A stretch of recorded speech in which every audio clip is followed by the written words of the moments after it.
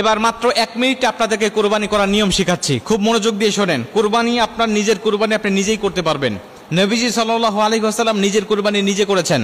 নিজের কুরবানি নিজে করাটা মুস্তাহাব, এটা উত্তম বিষয়। আপনি করলে পরে এটা ভালো, যদি না পারেন তাহলে সেটা ভিন্ন বিষয়, কিন্তু আপনি যদি নিজে করতে পারেন সবচেয়ে উত্তম হবে। আপনি মুসলিম, কেন আপনি পারবেন না?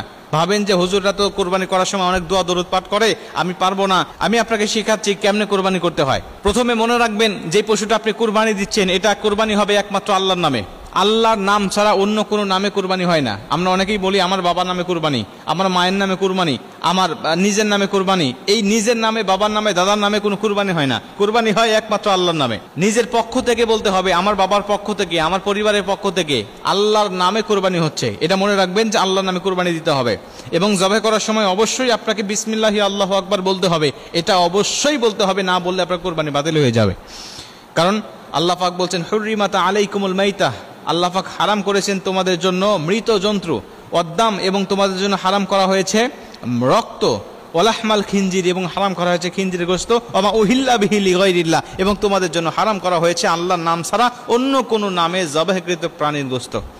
অতএব আল্লাহর নাম নিতে হবে, এটা হলো প্রথম নম্বরে। 2 নম্বরে প্রাণীটাকে আপনি সুন্দর করে অবশ্যই হাত পা বেঁধে নেবেন, যেন কোনো সমস্যা না হয়, জবে করতে তারও কোনো কষ্ট না হয়, এবং এটা ছুটে গিয়ে অন্য কোনো মানুষেরও কষ্টের কারণ না হয়ে যায়। এই জন্য 2 নম্বরে আপনি খুব সুন্দরভাবে তার হাত পাটা আপনি বেঁধে নেবেন।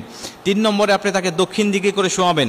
তার মাথাটা থাকবে দক্ষিণ দিকে আর মুখটা থাকবে কেবলা দিকে। উত্তর দক্ষিণ করে আপনি তাকে শোয়াবেন। শোয়ানোর পরে মুখটা হালকা আপনি কেবলা দিকে ঘুরে দিবেন। কেবলা দিকে ঘুরে দিয়ে সুন্দরভাবে আপনি তার শ্বাসটা আপনি ধরে ফেলবেন।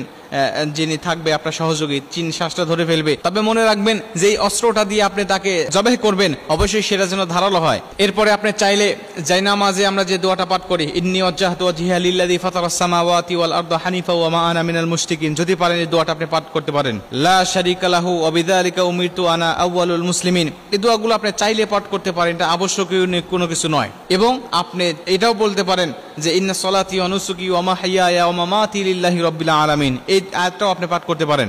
যদি না পাঠ করেন কোনো সমস্যা নেই, শুধু বিসমিল্লাহি আল্লাহু আকবার বললেও আপনার কুরবানি হয়ে যাবে। এরপরে যাদের পক্ষ থেকে কুরবানি, আপনি তাদের নামটা মনে মনে স্মরণ করে নিলেন যে আল্লাহ এদের পক্ষ থেকে কুরবানি দিচ্ছি, তুমি কুরবানিটা কবুল করো। আমার নিজের পক্ষ থেকে কুরবানি দিচ্ছি, আমার বাবার পক্ষ থেকে কুরবানি দিচ্ছি, বা অমকের পক্ষ থেকে আমি করে তুমি এই পশুটাকে জবাই করছি, আল্লাহ তুমি কবুল করো। আপনি যদি আরবিটা নাও জানেন, আপনি বাংলা পড়ে আপনি এই কুরবানিটা করতে পারবেন নিজে নিজেই। তবে যদি আপনি দুর্বল হন, আপনার শরীরে যদি শক্তি কম থাকে বা হার্ট যদি দুর্বল থাকে, তাহলে এই দুঃসাহসিকতা আপনি দেখাবেন না।